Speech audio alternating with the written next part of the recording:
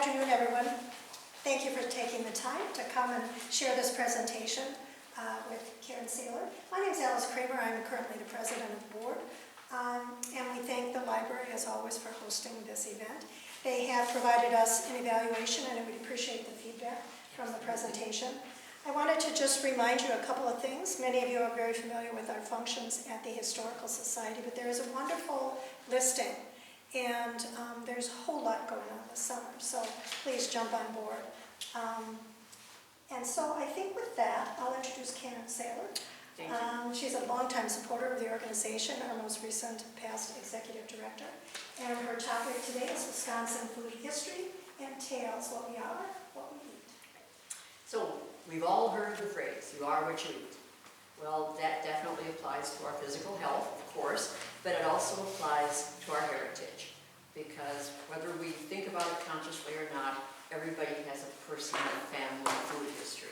The things that you can't do without at Thanksgiving or Christmas, traditional birthday fare, it all comes with us. That's what we have. And we have an ethnic food history too. Each of us has a background that informs what we put on the table and the recipes that we treasure and took with us. And that goes a lot deeper than the frozen food aisle for most of us.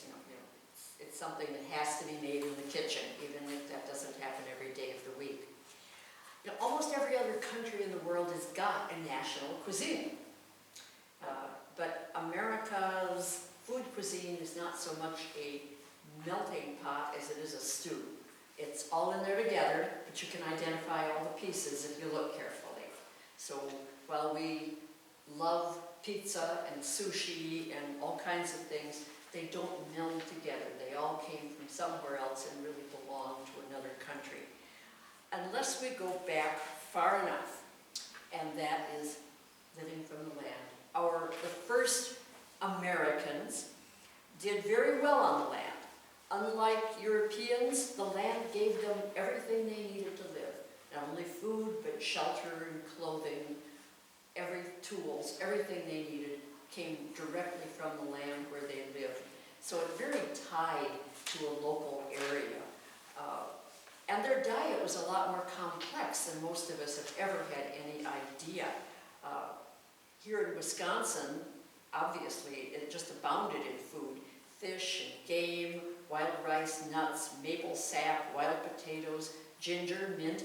There was actually a cuisine, believe it or not, that encompassed all of the foods that were used. They used various barks and plants were collected for seasoning, and beans, corn, and squash were cultivated by most cultures. If you go into the Southwest, of course, it included peppers, but regionally here in the Midwest, those were the big three.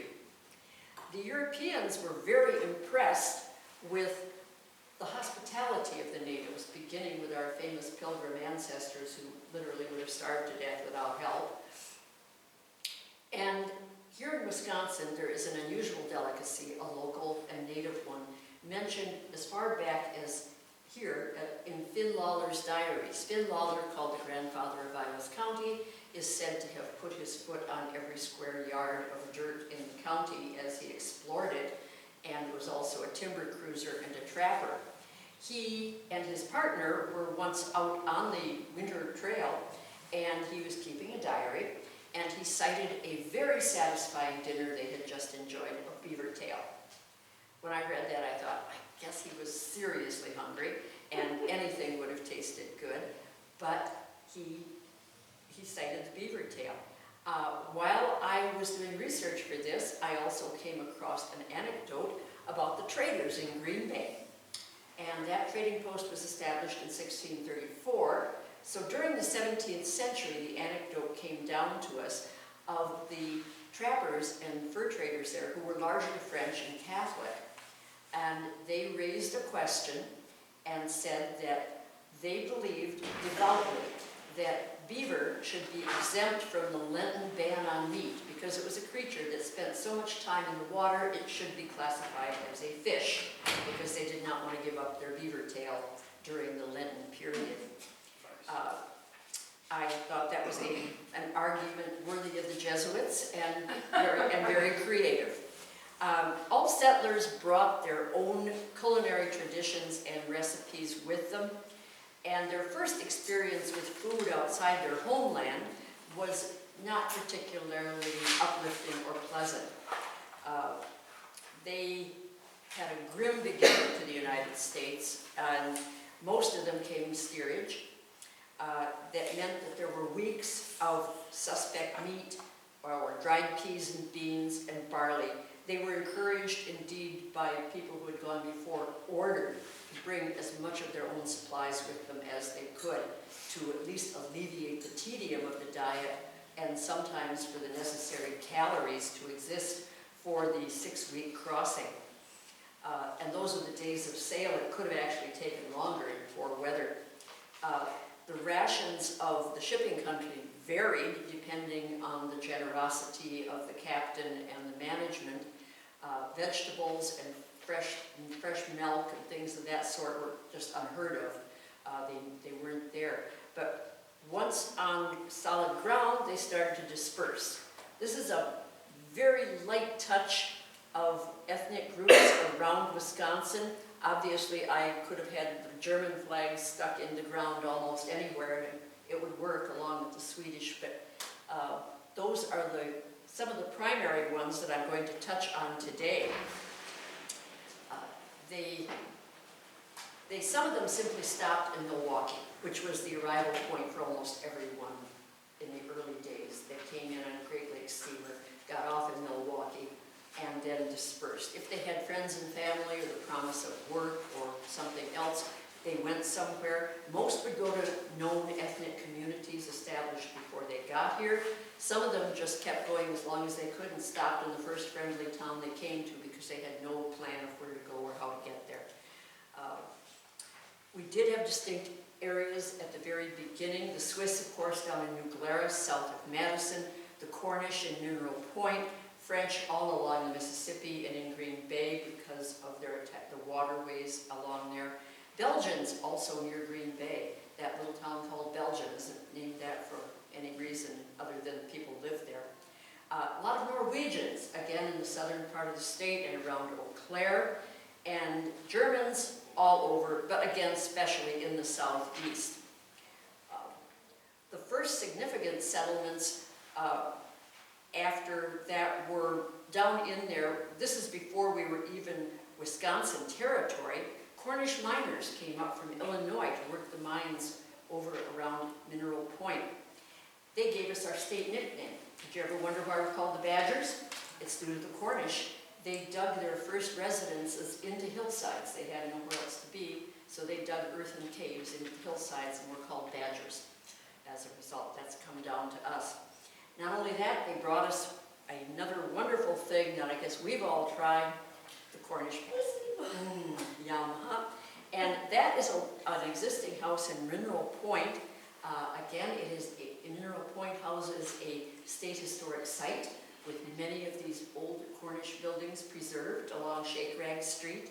So if you venture down into that very pretty hilly part of Wisconsin, you should actually take some time and visit that. Germans probably have had the greatest impact on Wisconsin with food history and ethnic history. 40.5% of Wisconsin residents today claim some amount of German heritage. And that means we have a lot of German recipes and foods, and they abound. Obviously, sausage and beer have got to come to mind first thing. Only North Dakota has a higher percentage of German citizens claiming ancestry. And actually, up there as recently as 2 generations ago, there were still families that spoke German exclusively at home, which is not really that common at that point in Wisconsin. We hardly have a category of food that we can mention that doesn't have a German entry. Beer obviously has to be first, and their contribution to food cannot be discussed without the multiple sausages and the bratwurst that we all have all summer, every summer, and buy everywhere. No summer cookout would be complete without things like that. La Crosse's Oktoberfest is, by the way, the 3rd largest Oktoberfest in the United States. Norwegians also made a significant culinary contribution. Whether it's as enjoyable as beer and bratwurst is another question altogether. I cite lutefisk and lefse. Anybody ever sampled lutefisk? Okay, that's as enthusiastic as I get too. It's really hard to find a good thing to say about fish that is prepared with lye. I mean, really. How can you, it's not an ingredient, but it's a preparation method. The fish is soaked several times in lye and in clear water before it's cooked. Lefse, however, I will give a good recommendation to. It is a potato flatbread, not unlike a pancake, made from flour, salt, rice, potatoes, cream, and butter. Really not bad. It's rolled out and done on a hot griddle. I can endorse it, especially with warm with butter and jam. Lutefisk, we'll just let that pass by.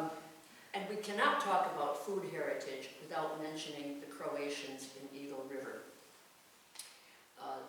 Settlers began arriving here from Croatia around 1900 and continued for about 20 years in a heavy, but then dribbled in afterwards as well. The settlement area up here is just south of Highway 70 and north of Lower 9 Mile Lake. You won't find any extant structures or buildings out there, but there is a map and you can drive out there and take a look around. This is a hand-drawn map that came to us in a book on Croatian heritage written by the descendants of some of the original families. If you have any interest or curiosity about following that, we have an extensive library available at the Historical Society. Sadly, most of those immigrants did not get what they thought they were going to when they arrived. They purchased what they thought were existing farms with plowed land, buildings, fences, all the accoutrements of agriculture. What most of them got were fields of stumps with the occasional building on it that might be a log cabin or a shed of some kind. And these are families who have now spent their life savings to arrive here and they don't have a lot of options left. Many of them stuck it out that first year. It was very hard scrabble, barely surviving the winters. There are stories from people who grew up in the 20s here in Eagle River talking about seeing some of them coming into town with their feet wrapped in straw and rags for lack of any other serious foot covering, and they left blood in the snow as they walked. But I want you to just think about some of them having to walk into Eagle River from out on Highway 70 where the 9 Mile comes up the road. That's a long walk in the summer. They did clear the land eventually. Some of them actually farmed. A great many went to the UP or back to Pennsylvania to mine, which was something they came from in the area of Croatia where they lived for the most part. And some of them came into town and developed other businesses. And their persistence is, if you look in the Eagle River phone directory and look at the number of Croatian names still listed there, you have to admire that they persisted and in many cases thrived here. They had a social hall on the east side of town, and it was called Crow Hall or Jug Hall, Jug for Yugoslavia. And again, people who were around in the 30s and 40s would talk about seeing on Sunday morning out doing chores or delivering papers, whatever they were doing, seeing them stream out in the very early hours of the morning to go home and get the milking done because they'd been celebrating with the Hamburitsins all night. Croatian food, we'll go back a minute here, does tend to be rather hearty and meat-based. That varies a little by region, but one of these is a schnitzel from Zagreb, which is very hearty. Remember that this was once owned by the Habsburg Empire, and the food was therefore influenced by that. Along the seacoast, seafood is far more common. And cabbage rolls, down here, called sarma are very popular. Some say the most popular food in Croatia yet today. Many of these, and I'm going to bounce back, we won't comment on my slide organization here. Many of the newcomers did stop in Milwaukee, which was, as I said, the entry point. But following an example from the East Coast and from Chicago, settlement houses began to emerge in Milwaukee. Elizabeth Black Kander was one of the women most active in this movement. She has taught cooking classes to help the new immigrants adjust to their homes and become able to serve nutritious meals with what they found available here. She made notes and had recipes printed for her class. She had some left over. They ran 1,000 copies the first time that they did this, and after she'd given them out to her classes, there were surplus. So she sold them for 50 cents a piece. The whole print run cost $18, and she sold 1,000 copies for 50 cents. Now, a $500 profit on an $18 investment is pretty respectable by anybody's standards. Since then, by the way, there have been 33 revisions to her little book, and Simon & Schuster most recently reprinted it. It has been possibly, arguably, the most successful fundraising cookbook in the history of the United States, and certainly in Wisconsin. And this led the fact that cookbooks have become something that is so frequently done by civic groups, churches, and other groups to raise money and to continue the heritage of each local area. From junior leagues to the local Lutheran church, they really keep coming along and are perennially popular. Many of them are handed down from generation to generation, accompanied by handwritten notes with, but I took out the sage and I added the thyme, or I like this better with chocolate instead of hazelnut. It was done. The community bonds were just as firm as any international frontier in most areas. Even marriage outside an ethnic community was uncommon at the beginning. Religion wasn't a common ground because most of them had services in their local language. Food barriers were equally rigid. In the 1860s, a Norwegian man sampled an English mince pie. His reaction was less than enthusiastic. This nondescript food was left until the last. From what it was concocted, I do not know. So much for mince pie at Christmas. More than the family table shaped our food culture. Manual labor across the United States was the norm in those years. Most of it was agricultural, but there was others, and huge amounts of food were needed as fuel just to keep people going. Our Midwest tradition of hearty eating didn't just arrive from nowhere. We grew up here as an agricultural area, and all of our ancestors worked hard all day. If they weren't farming, they were doing the support tasks. And people did consume hearty meals several times a day. For a farm wife, the threshing season was on the level of a major holiday in terms of cooking. A man who grew up in Sauk County in the 1880s remembered that first there was Christmas, then there was the 4th of July, and then the threshers came. It was a big, big occasion for everybody, and it was a point of pride for every housewife to see that she turned out the best meals. It was bragging rights all around. Preparation for that extravaganza began days ahead of time with butchering and baking. Some neighbor women would come to help, but most of the labor fell on the farmer's family, his wife and daughters. The schedule started at 4 o'clock, and breakfast soon followed. Mid-morning lunch served in the field, noon dinner, which also could be in the field if that's what it took, a mid-afternoon lunch, and then a supper. As late as 1912, this instruction was sent to a young relation who was facing her first threshing as a married woman. 3 days ahead, bake your drop cookies and prepare your pie dough except for the liquids. Bake the bread the day before. Boil and bake a whole ham. As soon as you know the thresher's date, bake fruit cakes. Serve cold meat, the ham, as soon as the men sit down. Have a big dish of cabbage at each end of the table. Also have a big dish of salad tomatoes with cream. Tomatoes were commonly served with heavy cream poured over them. 3 plates of sliced bread and butter and plenty of coffee. The trick is to get rid of the frills and have plenty of food. Those were the basic instructions. So, our Midwest tradition and other hearty meals was fostered in other areas too. A Mississippi boat captain recalled the value of a good cook and a well-fed crew. The cook and his helper turned out meals like this at 57 cents a day per man.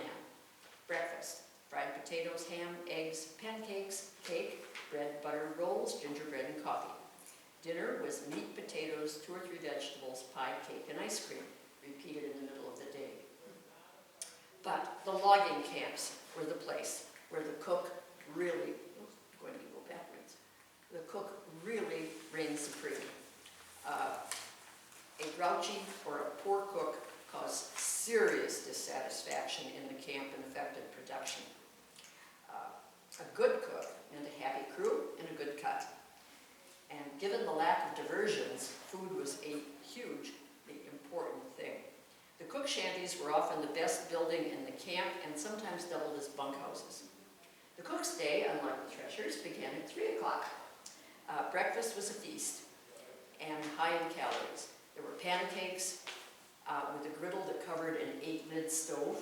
That would be about this table. Oatmeal, hash, potatoes, fried salt pork, beans, molasses, fried cakes, and gallons of coffee. The midday meal was often carried into the woods by a cook's helper in an 80-pound barrel strapped to his back. If he needed to rest, he'd find a stump of good height and rest the pack on it while he just took a breather. It was filled with pork and beans, slabs of bread, sugar cakes, and molasses cookies. After that light meal, the camp dinner was potatoes and gravy, fresh meat, pea soup, stewed prunes, rice pudding, cake, pie, bread. The salt and pepper were not in shakers, but were passed in large pint bowls with spoons. Everything was on a huge scale. When the log floats went down the river to the cook shack, went with them on a flatbed, and it was called a wanigan. Boarding house fare was a little different. This is the log load. It seems to me the horses should have been mentioned here in this because obviously they needed it. This is the cook staff over here on the left. And this is a boarding house from the late 1800s. The fare in the boarding houses and the wayside taverns varied wildly. Some of it was basic subsistence, and some were talented cooks. In the early 19th century, amenities like coffee, tea, fresh fruit, vegetables, and dairy products were far to find and harder to transport. The Watertown-Milwaukee Plank Road, here's the mince pies, we're going to pop down here. The mince pies were, left unsaid. They didn't look bad to me. I thought they were pretty decent, but okay. The Plank Road was built between 1840 and 1853, and it was the first made road in Wisconsin. After that, plank roads started to be built in a number of places, and the quality of food did improve. People could move things a little faster. It was just easier to get there, but it's, again, if people aren't locally producing food, where it is transported and sent back really limits things if we don't have a transportation system. Again, here we go. Do you remember when that license plate was popular? It said America's Dairyland on it? Those were the days. There was also a common belief at that time that cows outnumbered people in the state. That was never true. However, until 1930, the census count showed more people in rural areas than urban ones. Before the Civil War, and I would like to point out here that, the cows and all these happy folk here, this is Eagle River in the upper right. It is our first dairy show, and that took place in 1917. It was quite an event. So this is what kept the United States and Wisconsin going before the Civil War: wheat. There were flour mills in 8 Wisconsin cities, and Governor Washburn was responsible for the creation of General Mills, famous gold medal flour, in that era. Our first successful cheese factory opened up in 1844 in Fond du Lac County. But as late as 1870, a good part of the farmers looked on cheese and butter as women's work for the household, or maybe to trade at the local grocery store for other things. Only 25 people on the 1870 census claimed to be dairymen in Wisconsin. However, the soil was being depleted by wheat, and cows began to look more attractive as a revenue source. But the quality of Wisconsin products held them back. They were generally low, to the point of butter being commonly used as a lubricant for wheels. In many cases, it was considered inedible. There were 2 factors in establishing better quality. On the right is a fellow named Babcock. Anybody familiar with Babcock Hall in Madison? Yep. Every spring, the first thing everybody does is flood to Babcock to get ice cream, because they have an experimental ice cream lab there, and they come up with new flavors all the time. The bad part of it is when you get a favorite and they're done experimenting with it, they won't bring it back. And if you want to go, what happened to the cherry pecan? You know, too bad. Try the chocolate nut. So the other one over here has got a better story to it. Standards were so low at some of the cheese production facilities that you don't even want to think about it. One story that I discovered was a man who had an extensive amount of flies swimming in the milk tank that he used to heat to produce the cheese curds. He couldn't figure out how to get rid of them until he dropped a duck into the tank so it could eat the flies. Oh, yeah, that's great. Yep. Wisconsin has been surpassed, I'm sorry to admit, by California in milk production, but it has been the top cheese producer since 1909 and still holds that title. And it is popularly believed that Wisconsin cows are more contented.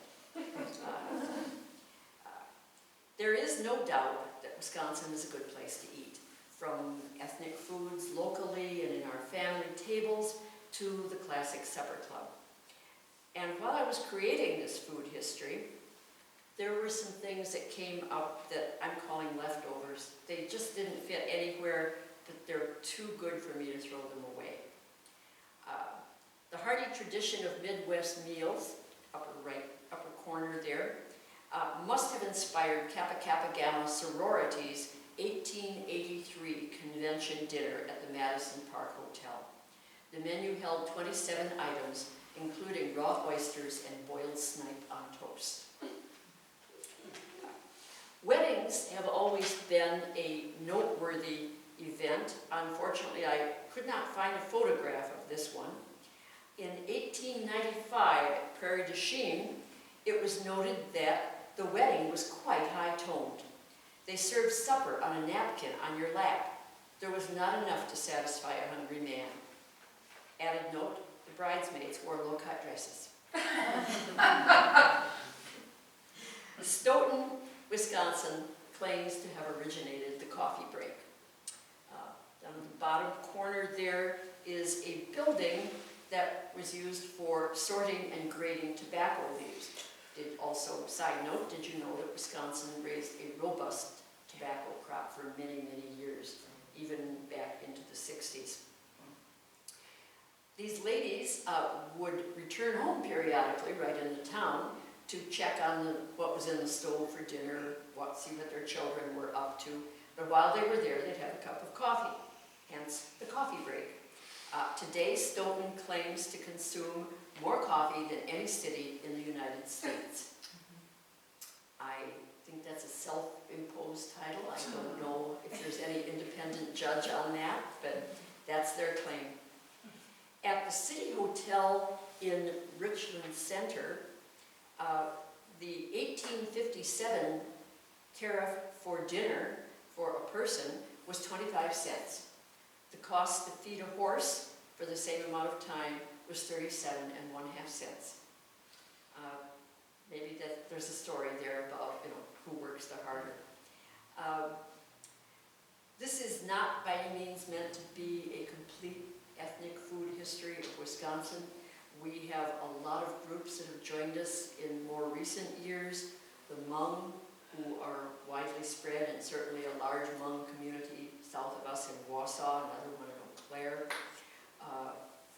The Latin Americans, broadly spread and bringing with them popular cuisine that we have even here in Eagle River, popular Mexican restaurants. And very local settlements like Italians were down in the southeastern corner of the United States. But it was a nostalgic look back at our founding kitchens, and our culinary experiences here in Wisconsin do reach around the world. We have one of the more, it's an international cuisine, but not all in one place. So, does anyone have a question or a comment they'd like to share? I'm interested in knowing where the tradition of the Friday night fish fry comes from. Well, that would largely have come from more Catholic areas. Fish was mandated on Fridays for many, many years for Catholic families. And if you wanted to eat out, it had to be fish. Yeah. I thought it also had to do with, they got paid on Friday. Well, people went out on Friday. And the bars would have the fish and the chips type thing, just to get them in the bar. It was free, okay? And that's why it started in Wisconsin. My daughter's in Indiana. Find a fish fry, they've never heard of it. That's right. It is, along with the old-fashioned, it is a very distinct Wisconsin tradition. Yeah. You know? Well, I'd say, just to expand on that, I'd say supper clubs are far more, I would say, established in Wisconsin, because like being in Minnesota, like, go to dinner and they try and mimic the supper club style, but you go to Wisconsin, it's... Wisconsin certainly lays claim to the supper club, and our State Historical Society now has a book available. There was an earlier one called Bottoms Up on the history of Milwaukee taverns. The same author has now researched a book on Wisconsin supper clubs, and it's well worth looking into if you're interested in that. Do you have any thoughts or stories about maybe historic cooking techniques or implements, maybe some things you have in the museum? We do. We have at our Highway 45 Museum, we have on display particularly some baking tools out there. If you want to learn to make affoscado, which is a cross between a popover and a pancake and requires a pan, stovetop pan with little indentations in it, you can come out there and do it. We have a recipe for that. I know you can find them in other places, but we have one. Maybe one day we will warm up our wood stove and make some and then serve them out there. No. No. But yeah, we do have that. And in some of the cookbooks in our collection, you will find some archaic instructions on cooking. I have a couple in my own personal collection that require some interpretation, and they start with instructions as take a piece of butter the size of a walnut, add a wine glass full of, and so you really have to interpret them very broadly. I personally, handed down in our family, received a lot of the recipes from the Schlack family, who owned the cafe on Railroad Street for many years, and then the ice cream parlor. And many of them are written with the idea that an experienced cook will be reading them, and will know what to do with this. You know, using a medium quick oven and a large pan, it goes on like that. And that's, for a lot of people, that's like saying, how long is a piece of string? I don't know. Whatever you got. But it is fun, and their famous fudge recipe, which I use at Christmas, is like that too. It requires a bit of thought and interpretation. Karen, why don't you mention the cookbook that we actually just put together? It's a heritage We will. cookbook. If any of you here actually have not seen the cookbook, this is our heritage cookbook from the Historical Society, which you can display, so you get the full postcard effect of that. And it is available in both of our museums and, of course, at all of our events. So do stop by. It makes a great gift. And it does have some of our heritage recipes in it from Eagle River. Well, thank you all for being here. I hope that you will come back for the rest of the summer series on alternate Wednesdays throughout the summer on topics like golf course, downtown Eagle River history, and yours is the famous photographers of Eagle River who documented all of our history for so many years. And I will see you again in August to talk about the stories behind some of the wonderful postcards in our collection. Do we happen to know what our next topic is? Susan Wilkinson will be here 2 weeks from today, and she will be talking about the history of downtown Eagle River. Thank you so much, Karen. It was my pleasure. Very good. And Thanks. a lot of fun.